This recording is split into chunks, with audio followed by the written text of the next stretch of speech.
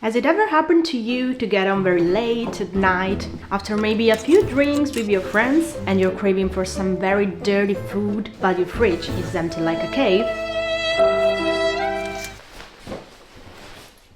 Well, we got you covered. Next time, try pasta al tonno! Yoo! It's like the first recipe an Italian kid learned to do. It's cheap, it's fast, and requires only pantry ingredients and of course, no cooking skills. Let's cut an onion roughly.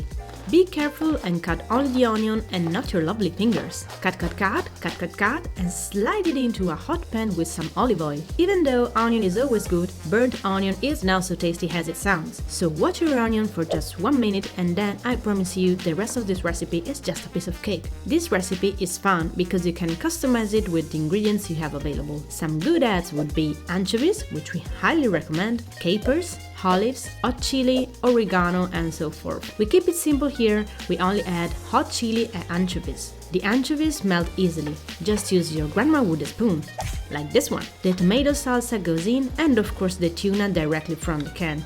If you have something green, you can add it too. Let this bad bitch simmer with the lid on for 10 minutes while you boil the pasta water. About 1.5 liters of water and 1 full spoon of coarse salt, or big salt as we call it. When the water boils, butta pasta. The pasta is cooked when you can still chew it and not when it's completely mushy. Drain it preferably al dente and combine it with the sauce before you serve it. The pasta is ready when it's like this.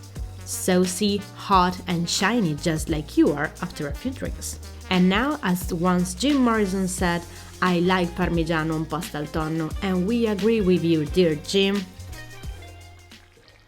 I hope you'll try this pasta very soon. Now, let me go back to the club.